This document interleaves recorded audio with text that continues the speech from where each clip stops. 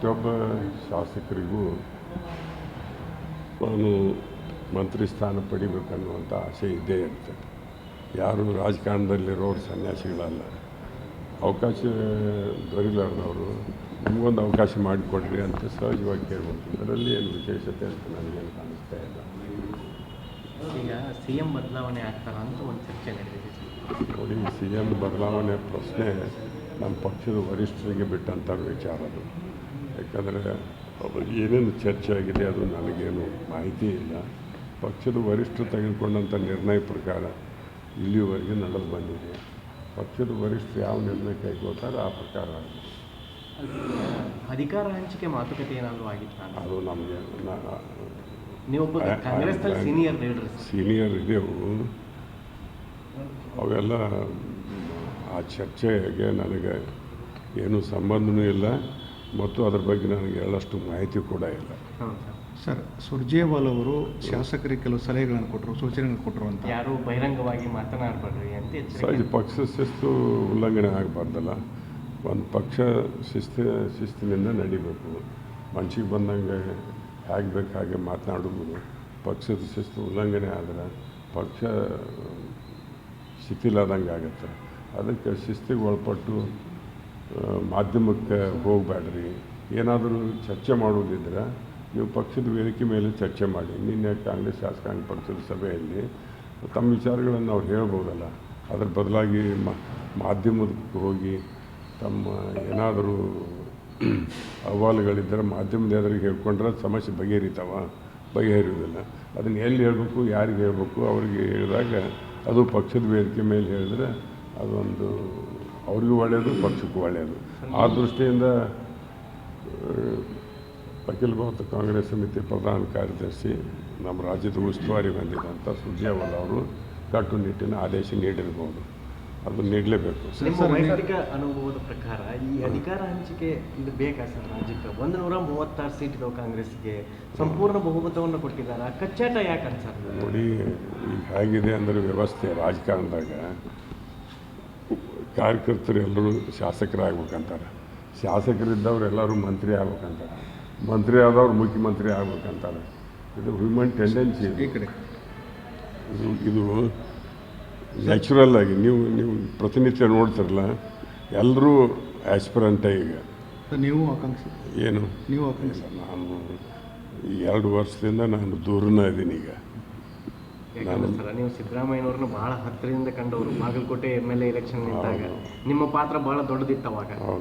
ಈಗ ಸಿದ್ದರಾಮಯ್ಯನವ್ರನ್ನ ಕೆಳಗಿಳಿಸಿ ಮತ್ತೊಬ್ಬರನ್ನ CM ಮಾಡೋದು ಎಷ್ಟರ ಮಟ್ಟಿಗೆ ನೋಡಿ, ಇದ್ರ ಬಗ್ಗೆ ಅವ್ರನ್ನ ಕೆಳಗಿಳಿಸ್ಬೇಕು ಅಂತ ಅನ್ನೋದು ಎಲ್ಲಿ ಚರ್ಚೆ ಆಗಿದೆ? ಅಲ್ಲ ನೋಡಿ, ನಾ ಹೇಳಿದ್ದೀನಲ್ಲ, ನಿಮ್ಮೊಬ್ಬ ಕಾರ್ಯಕರ್ತದವ ಶಾಸಕ ಆಗ್ಬೇಕಲ್ಲ, ಶಾಸಕಿದ್ದವ್ರು ಮಂತ್ರಿ ಆಗ್ಬೇಕಂತಾರೆ. ಮಂತ್ರಿ ಆಗಿ ಸೀನಿಯಾರಿಟಿ ಅಟೇನಾದ ಕೂಡಲೇ ನಾ ಯಾಕೆ ಮುಖ್ಯಮಂತ್ರಿ ಆಗಬಾರ್ದು ಅಂತ ಸಹಜ ಅವರಲ್ಲಿ ಆ ಭಾವನೆ ಹುಟ್ಟಿದಾಗ ಯಾರಿಗೆ ನೋಡಿ, ರಾಜಕಾರಣದಾಗ ಯಾರಿಗೂ ಏನೂ ಸಮಾಧಾನನೇ ಇಲ್ಲ. ನಾವು ರಾಜಕಾರಣ ಯಾಕೆ ಪ್ರವೇಶ ಮಾಡಬೇಕು? ನನ್ನ ದೃಷ್ಟಿಯಲ್ಲಿ ಹೋದಾದರೆ ಜನರ ದುಃಖ ದುಮ್ಮಾನಕ್ಕೆ ನಾವು ಭಾಗಿಯಾಗಬೇಕು, ಜನರ ಕಣ್ಣೀರು ಒರೆಸ್ಬೇಕು, ಜನಸೇವೆ ಮಾಡ್ಬೇಕಂತ ರಾಜಕಾರಣದಾಗ ಬರಬೇಕಾಗಿದೆ. ಈಗೇನಾಗಿದೆ, ರಾಜಕಾರಣ ಯಾವ ಮಟ್ಟಕ್ಕೆ ಬಂದು ಮುಟ್ಟಿದೆ, ನನ್ನ ಬಾಯಿಲಿಂದ ಹೇಳಿದ್ರೆ ನನ್ನ ಬಾಯಿನ ಹೊಲಸಾಗತ್ತೆ. ಅದಕ್ಕೆ ನಾನು ಹೇಳಕ್ಕೆ ಸರ್ ಇನ್ನೂ ಇಂಪಾರ್ಟೆಂಟ್ ಏನಂದರೆ, ನಿನ್ನೆ ಸಿದ್ದರಾಮಯ್ಯರು ತ್ಯಾಗದ ಮಾತುಗಳನ್ನ, ವೈರಾಗ್ಯದ ಮಾತುಗಳನ್ನ ಆಡಿದ್ದಾರೆ. ಸೋನಿಯಾ ಗಾಂಧಿ ನೋಡಿದೆ ಪತ್ರಿಕೆ ಮುಖಾಂತರ. ಅಲ್ಲ, ಸಹಜ ಅವರಲ್ಲಿ ಆ ಭಾವನೆಗಳು ಬಂದಿದ್ದಾವೆ. ಅದನ್ನು ಅವ್ರ ವಿಚಾರಗಳಿಗೆ ನಾನು ಹೇಳೋಕ್ಕಾಗೋದಿಲ್ಲ. ಅದನ್ನು ನೇರವಾಗಿ ಅವ್ರಿಗೆ ನೀವು ಕೇಳಬೇಕು. ಸರ್, ನೀವು ಹತ್ತಿರದಿಂದ ಬಲ್ಲವರು, ಅದಕ್ಕೆ ಹತ್ತಿರದಿಂದ ಬಲ್ಲವರು ಆದರೂ ಈ ವಿಚಾರವಾಗಿ ಅವ್ರ ಮನಸ್ಸಿನಲ್ಲಿ ಏನಿದೆ, ಯಾವ ಕಂಟೆಕ್ಸ್ನಲ್ಲಿ ಅವ್ರು ಅಂದಿದ್ದಾರೆ, ಬಜೆಟ್ ಅದನ್ನು ನಾವು ತಿಳ್ಕೊಳ್ಳಾರ್ದ ಹೇಳಿದರೆ ಅದು ಸಮಂಜಸ. ಬಜೆಟ್ ನಂತರ ಬದಲಾವಣೆ ಆಗೋ ಸಾಧ್ಯತೆ ಇದೆ. DK ಅದನ್ನು ನೀವು ನಮ್ಮ ಪಕ್ಷದ ವರಿಷ್ಠರಿಗೆ ಪ್ರಶ್ನೆ ಮಾಡಿ. CM ಕೂಗನು ಎದ್ದಿದೆ ಸಹಜ ನಾ ಹೇಳಿದ್ದೀನಲ್ಲ ನಿಮಗೆ, ಶೋಷಿತ ವರ್ಗದವರು ನಾವು ಯಾಕೊಮ್ಮೆ ಮುಖ್ಯಮಂತ್ರಿ ಆಗಬಾರ್ದು ಅಂತೇಳಿ ಸಹಜ ಇದೆ. ಸರ್, ಮತ್ತು ನಿನ್ನೆ G. ಪರಮೇಶ್ವರ್ ಗೈರಾಜರು, KN ರಾಜನ ಬಂದಿಲ್ಲ, ಯಾಕೆ ಅಂತ ಇಷ್ಟೆಲ್ಲ ಬೆಳವಣಿಗೆ ಪಕ್ಷದಲ್ಲಿ? ಅವ್ರನ್ನ ಕೇಳ್ಬೇಕು ನೀವು. ನಾನು ಅಲ್ಲ, ಐ ಮೇ ಬಿ ಸೀನಿಯರ್ ಅಲ್ಲ, ಒಬ್ಬ ಸುರ್ಜೇವಾಲ ಬಂದಿದ್ದಾರೆ ಇನ್ಚಾರ್ಜ್. ಅವ್ರದ್ದು ಏನಾದರೂ ವೈಯಕ್ತಿಕ ಏನಾದರೂ ಕೆಲಸ ಕಾರ್ಯಗಳಿರ್ಬೋದು. ಅತ್ಯಂತ ಮಹತ್ತರವಾದ ಕೆಲಸ ಕಾರ್ಯ ಇದನ್ನು ಬಿಟ್ಟಿರಬೇಕು. ಅದನ್ನು ಅವರು ಉದ್ದೇಶಪೂರ್ವಕವಾಗಿ ಬಿಟ್ಟಿದ್ದಾರೆ. ಪಕ್ಷದ ನಾಯಕರಿಗೆ ಅವಮಾನಿಸೋದು ಅಂಥ ವಿಚಾರ ಅಂತ ನಾವು ಭಾವಿಸಬಾರ್ದು. ಅವ್ರಿಗೇನು ಕಾರಣ ಇದೆ, ಯಾವ ಕಾರಣಕ್ಕೆ ಬಿಟ್ಟಿದ್ದೇವೆ ಅಂತೇಳಿ CLP ನಾವು ಅಟೆಂಡ್ ಆಗದೇ ಇದ್ರೆ, ನಾನು 2 ಸಲ ವಿರೋಧ ಪಕ್ಷ ನಾಯಕ ಆಗೀನಿ, ಒಂದು ಮಂತ್ರಿ ಆಗಿಲ್ಲ, ನಾವು CLP ನಾಯಕರಿಗೆ ಪತ್ರ ಬರಿತೀವಿ. ಇಲ್ಲೇ ನಾನು ಈಗ ಈ ಸರಿ ಉತ್ತರ ಕರ್ನಾಟಕಕ್ಕೆ ಅವಕಾಶ ಸಿಗಬೇಕಾಗಿ ಹೆಚ್ಚಿಗೆ ಪಡ್ಲಂತ ಸೀನಿಯರ್ ಲೀಡರ್ ಇದ್ದಾರೆ ಸರ್ ಇಲ್ಲಿ. ಸರಿ ಉತ್ತರ ಕರ್ನಾಟಕಕ್ಕೆ ಅವಕಾಶ ಸಿಗಬೇಕಾಗಿ ಹೆಚ್ಚಿಗೆ ಪಡ್ಲಂತ ಸೀನಿಯರ್ ಲೀಡರ್ ಇದ್ದಾರೆ ಸರ್ ಇಲ್ಲಿ. ನಾನು ಅವರು ಇವರು ಅಂತ ಹೇಳೋದಲ್ಲ. ಉತ್ತರ ಕರ್ನಾಟಕಕ್ಕೆ ರಾಜಕೀಯದಲ್ಲಿ ಸೂಕ್ತವಾದಂಥ ಪ್ರಾತಿನಿಧ್ಯ ಸಿಗಬೇಕು. ಯಾಕಂದರೆ ಉತ್ತರ ಕರ್ನಾಟಕ ಎಲ್ಲ ದೃಷ್ಟಿಯಿಂದ ಇವತ್ತು ಮಲ್ತಾಯಿ ಧೋರಣೆಗೆ ಒಳಗಾಗಿದೆ. ಏನು ಖಡಾಖಂಡಿತವಾಗಿ ಯಾವುದೇ ಪಕ್ಷದ ಸರ್ಕಾರಗಳಿರಲಿ, ನಮ್ಮ ಉತ್ತರ ಕರ್ನಾಟಕಕ್ಕೆ ವಿಶೇಷವಾಗಿ ಮಲ್ತಾಯಿ ಧೋರಣೆ ಅನುಸರಿಸ್ಕೊತಾ ಬಂದದ್ದನ್ನೇ ಅಂತೇಳಲ್ಲ. ಇವತ್ತು ನೋಡಿ, ನಮಗೆಲ್ಲ ನೀರಾವರಿ ಯೋಜನೆ, ಪ್ರಮುಖ ನೀರಾವರಿ ಯೋಜನೆ ಕೃಷ್ಣ ಮೇಲ್ದಂಡೆ ಯೋಜನೆ 3ನೇ ಹಂತ ಇನ್ನೂ ಆಗ್ತಾಯಿಲ್ಲ. ಡಿಸಿಷನ್ ಬಂದು Krishna water dispute tribunal 2 number 2 ಅಂದರೆ ಜಸ್ಟಿಸ್ ಬ್ರಿಜೇಶ್ ಕುಮಾರ್ ಅವರು ವರದಿ ಕೊಟ್ಟ ಮ್ಯಾಗ, ಜಜ್ಮೆಂಟ್ ಕೊಟ್ಟ ಮ್ಯಾಗನ ಈಗ ಮತ್ತೆ 13 ವರ್ಷ ಆಯಿತು.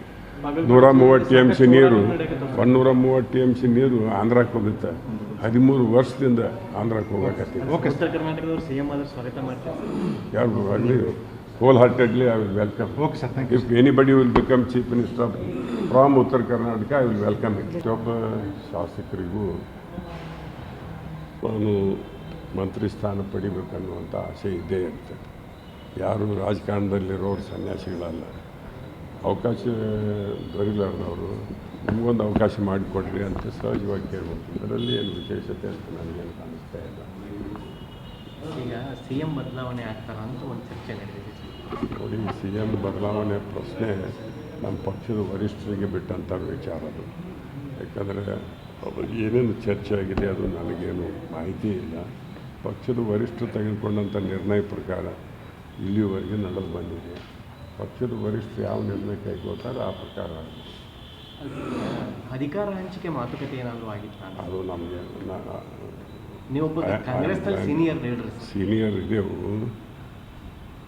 ಅವೆಲ್ಲ ಆ ಚರ್ಚೆಗೆ ನನಗೆ ಏನೂ ಸಂಬಂಧನೂ ಇಲ್ಲ ಮತ್ತು ಅದ್ರ ಬಗ್ಗೆ ನನಗೆ ಹೇಳಷ್ಟು ಮಾಹಿತಿ ಕೂಡ ಇಲ್ಲ. ಸರ್, ಸುರ್ಜೇವಾಲ್ ಅವರು ಶಾಸಕರಿಗೆ ಕೆಲವು ಸಲಹೆಗಳನ್ನು ಕೊಟ್ಟರು, ಸೂಚನೆಗಳನ್ನು ಕೊಟ್ಟರು ಅಂತ. ಯಾರು ಬಹಿರಂಗವಾಗಿ ಮಾತನಾಡಬೇಡ್ರಿ ಅಂತ ಸಹಜ ಪಕ್ಷ ಶಿಸ್ತು ಉಲ್ಲಂಘನೆ ಆಗಬಾರ್ದಲ್ಲ. ಒಂದು ಪಕ್ಷ ಶಿಸ್ತಿನಿಂದ ನಡಿಬೇಕು. ಮನ್ಸಿಗೆ ಬಂದಂಗೆ ಹೇಗೆ ಬೇಕು ಹಾಗೆ ಮಾತನಾಡೋದು ಪಕ್ಷದ ಶಿಸ್ತು ಉಲ್ಲಂಘನೆ ಆದರೆ ಪಕ್ಷ ಶಿಥಿಲಾದಂಗೆ ಆಗುತ್ತೆ. ಅದಕ್ಕೆ ಶಿಸ್ತಿಗೆ ಒಳಪಟ್ಟು ಮಾಧ್ಯಮಕ್ಕೆ ಹೋಗಬೇಡ್ರಿ. ಏನಾದರೂ ಚರ್ಚೆ ಮಾಡೋದಿದ್ರೆ ನೀವು ಪಕ್ಷದ ವೇದಿಕೆ ಮೇಲೆ ಚರ್ಚೆ ಮಾಡಿ. ನಿನ್ನೆ ಕಾಂಗ್ರೆಸ್ ಶಾಸಕಾಂಗ ಪಕ್ಷದ ಸಭೆಯಲ್ಲಿ ತಮ್ಮ ವಿಚಾರಗಳನ್ನು ಅವ್ರು ಹೇಳ್ಬೋದಲ್ಲ. ಅದರ ಬದಲಾಗಿ ಮಾಧ್ಯಮಕ್ಕೆ ಹೋಗಿ ತಮ್ಮ ಏನಾದರೂ ಅಹವಾಲುಗಳಿದ್ದರೆ ಮಾಧ್ಯಮದ ಎದುರಿಗೆ ಹೇಳ್ಕೊಂಡ್ರೆ ಸಮಸ್ಯೆ ಬಗೆಹರಿಯೋದಿಲ್ಲ. ಅದನ್ನು ಎಲ್ಲಿ ಹೇಳಬೇಕು, ಯಾರಿಗೆ ಹೇಳಬೇಕು, ಅವರಿಗೆ ಹೇಳಿದಾಗ ಅದು ಪಕ್ಷದ ವೇದಿಕೆ ಮೇಲೆ ಹೇಳಿದ್ರೆ ಅದೊಂದು ಅವ್ರಿಗೂ ಒಳ್ಳೆಯದು, ಪಕ್ಷಕ್ಕೂ ಒಳ್ಳೆಯದು. ಆ ದೃಷ್ಟಿಯಿಂದ ಅಖಿಲ ಭಾರತ ಕಾಂಗ್ರೆಸ್ ಸಮಿತಿ ಪ್ರಧಾನ ಕಾರ್ಯದರ್ಶಿ, ನಮ್ಮ ರಾಜ್ಯದ ಉಸ್ತುವಾರಿ ಬಂದಿದ್ದಂಥ ಸುರ್ಜೇವಾಲ್ ಅವರು ಕಟ್ಟುನಿಟ್ಟಿನ ಆದೇಶ ನೀಡಿರ್ಬೋದು. ಅದು ನೀಡಲೇಬೇಕು. ನಿಮ್ಮ ವೈಯಕ್ತಿಕ ಅನುಭವದ ಪ್ರಕಾರ ಈ ಅಧಿಕಾರ ಹಂಚಿಕೆ ಇದು ಬೇಕಾ ಸರ್? ರಾಜ್ಯಕ್ಕೆ 136 ಸೀಟ್ ಇದಾವೆ ಕಾಂಗ್ರೆಸ್ಗೆ, ಸಂಪೂರ್ಣ ಬಹುಮತವನ್ನು ಕೊಟ್ಟಿದ್ದಾರೆ. ಕಚ್ಚಾಟ ಯಾಕೆ ಅನ್ಸಲ್ಲ? ನೋಡಿ, ಈಗ ಹೇಗಿದೆ ಅಂದರೆ ವ್ಯವಸ್ಥೆ ರಾಜಕಾರಣದಾಗ ಕಾರ್ಯಕರ್ತರು ಎಲ್ಲರೂ ಶಾಸಕರಾಗ್ಬೇಕಂತಾರೆ, ಶಾಸಕರಿದ್ದವ್ರು ಎಲ್ಲರೂ ಮಂತ್ರಿ ಆಗ್ಬೇಕಂತಾರೆ, ಮಂತ್ರಿ ಆದವ್ರು ಮುಖ್ಯಮಂತ್ರಿ ಆಗ್ಬೇಕಂತಾರೆ. ಇದು ಹ್ಯೂಮನ್ ಟೆಂಡೆನ್ಸಿ. ಈ ಕಡೆ ಇದು ನ್ಯಾಚುರಲ್ ಆಗಿ ನೀವು ಪ್ರತಿನಿತ್ಯ ನೋಡ್ತಿರಲ್ಲ, ಎಲ್ಲರೂ ಆಸ್ಪಿರೆಂಟೇ. ಈಗ ನೀವು ಆಕಾಂಕ್ಷಿ ಏನು ನೀವು ಆಕಾಂಕ್ಷಿ? ನಾನು 2 ವರ್ಷದಿಂದ ನಾನು ದೂರನೇ ಇದ್ದೀನಿ. ಈಗ ಸರ್, ನೀವು ಸಿದ್ದರಾಮಯ್ಯನವ್ರನ್ನ ಭಾಳ ಹತ್ತಿರದಿಂದ ಕಂಡವರು. ಬಾಗಲಕೋಟೆ MLA ಎಲೆಕ್ಷನ್ ನಿಂತಾಗ ನಿಮ್ಮ ಪಾತ್ರ ಭಾಳ ದೊಡ್ಡದಿತ್ತು ಅವಾಗ. ಈಗ ಸಿದ್ದರಾಮಯ್ಯನವ್ರನ್ನ ಕೆಳಗಿಳಿಸಿ ಮತ್ತೊಬ್ಬರನ್ನ CM ಮಾಡೋದು ಎಷ್ಟರ ಮಟ್ಟಿಗೆ ಸುಳ್ಳು? ಇದ್ರ ಬಗ್ಗೆ ಅವ್ರನ್ನ ಕೆಳಗಿಳಿಸ್ಬೇಕು ಅಂತ ಅನ್ನೋದು ಎಲ್ಲಿ ಚರ್ಚೆ ಆಗಿದೆ?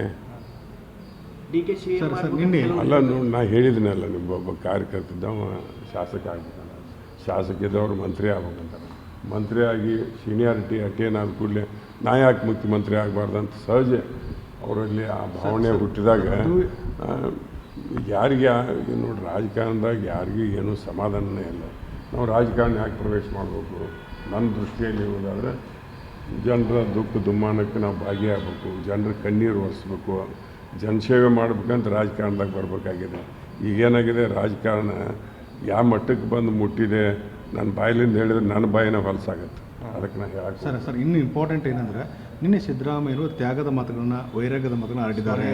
ಸೋನಿಯಾ ಗಾಂಧಿ ನೋಡಿದೆ ಮಾಡಿದ್ರು. ಪತ್ರಿಕೆ ಮುಖಾಂತರ ಅಲ್ಲ ಸಹಜ ಅವರಲ್ಲಿ ಆ ಭಾವನೆಗಳು ಬಂದಿದ್ದಾವೆ. ಅದನ್ನು ಅವ್ರ ವಿಚಾರಗಳಿಗೆ ನಾನು ಹೇಳೋಕ್ಕಾಗೋದಿಲ್ಲ. ಅದನ್ನು ನೇರವಾಗಿ ಅವ್ರಿಗೆ ನೀವು ಕೇಳಬೇಕು. ಸರ್ ನೀವು ಹತ್ತಿರದಿಂದ ಬಲ್ಲವರು, ಅದಕ್ಕೆ ಹತ್ತರಿಂದ ಬಲ್ಲವರು ಆದರೂ ಈ ವಿಚಾರವಾಗಿ ಅವ್ರ ಮನಸ್ಸಿನಲ್ಲಿ ಏನಿದೆ, ಯಾವ ಕಂಟೆಕ್ಸ್ನಲ್ಲಿ ಅವ್ರು ಅಂದಿದ್ದಾರೆ ಬಜೆಟ್ ಅದು ಅದನ್ನು ನಾವು ತಿಳ್ಕೊಳ್ಳಾರ್ದು ಹೇಳಿದರೆ ಅದು ಸಮಂಜಸ. ಸರ್ ಬಜೆಟ್ ನಂತರ ಬದಲಾವಣೆ ಆಗೋ ಸಾಧ್ಯತೆ ಇದೆ. DK ಅದನ್ನು ನೀವು ನಮ್ಮ ಪಕ್ಷದ ವರಿಷ್ಠರಿಗೆ ಪ್ರಶ್ನೆ ಮಾಡಿ. ಸಿಎಂ ಕೂಗು ಎದ್ದಿದೆ ಸರ್. ಸಹಜ ನಾ ಹೇಳಿದ್ದೀನಲ್ಲ ನಿಮಗೆ, ಶೋಷಿತ ವರ್ಗದವರು ನಾವು ಯಾಕೊಮ್ಮೆ ಮುಖ್ಯಮಂತ್ರಿ ಆಗಬಾರ್ದು ಅಂತೇಳಿ ಸಹಜ ಇದೆ. ಸರ್ ಮತ್ತೆ ನಿನ್ನೆ G ಪರಮೇಶ್ವರ್ ಗೈರಾಜಾಗಿದ್ರು. KN ರಾಜನ ಬಂದಿಲ್ಲ, ಯಾಕೆ ಅಂತ ಇಷ್ಟೆಲ್ಲ ಬೆಳವಣಿಗೆ ಪಕ್ಷದಲ್ಲಿ? ಅವ್ರನ್ನ ಕೇಳ್ಬೇಕು ನೀವು. ನಾನು ಅಲ್ಲ ಐ ಮೇ ಬಿ ಸೀನಿಯರ್ ಅಲ್ಲ, ಒಬ್ಬ ಸೂರ್ಯ ಬಂದಿದ್ದಾರೆ ಇನ್ಚಾರ್ಜ್. ಅವ್ರನ್ನಾಗ ಅವ್ರದ್ದು ಏನಾದರೂ ವೈಯಕ್ತಿಕ ಏನಾದರೂ ಕೆಲಸ ಕಾರ್ಯಗಳಿರ್ಬೋದು, ಅತ್ಯಂತ ಮಹತ್ತರವಾದ ಕೆಲಸ ಕಾರ್ಯ ಇದನ್ನು ಬಿಟ್ಟಿರ್ಬೇಕು. ಅದನ್ನು ಅವರು ಉದ್ದೇಶಪೂರ್ವಕವಾಗಿ ಬಿಟ್ಟಿದ್ದಾರೆ. ಪಕ್ಷದ ನಾಯಕರಿಗೆ ಅವಮಾನಿಸೋದು ಅಂಥ ವಿಚಾರ ಅಂತ ನಾವು ಭಾವಿಸಬಾರ್ದು. ಅವ್ರಿಗೇನು ಕಾರಣ ಇದೆ, ಯಾವ ಕಾರಣಕ್ಕೆ ಬಿಟ್ಟಿದ್ದೇವೆ ಅಂತೇಳಿ CLP ನಾವು ಅಟೆಂಡ್ ಆಗದೆ ಇದ್ದರೆ, ನಾನು 2 ಸಲ ವಿರೋಧ ಪಕ್ಷ ನಾಯಕ ಆಗೀನಿ, ಒಂದು ಮಂತ್ರಿ ಆಗಿಲ್ಲ, ನಾವು CLP ನಾಯಕರಿಗೆ ಪತ್ರ ಬರೀತೀವಿ. ಇಲ್ಲೇ ನಾನು ಈ ಸರಿ ಉತ್ತರ ಕರ್ನಾಟಕಕ್ಕೆ ಅವಕಾಶ ಸಿಗಬೇಕಾಗಿ ಹೆಚ್ಚಿಗೆ ಪಡ್ಲಂತ ಸೀನಿಯರ್ ಲೀಡರ್ ಇದ್ದಾರೆ ಸರ್ ಇಲ್ಲಿ. ಉತ್ತರ ಕರ್ನಾಟಕಕ್ಕೆ ಅವಕಾಶ ಸಿಗಬೇಕಾಗಿ ಹೆಚ್ಚಿಗೆ ಪಡ್ಲಂತ ಸೀನಿಯರ್ ಲೀಡರ್ ಇದ್ದಾರೆ ಸರ್ ಇಲ್ಲಿ. ನಾನು ಅವರು ಇವರು ಅಂತ ಹೇಳುವುದಲ್ಲ.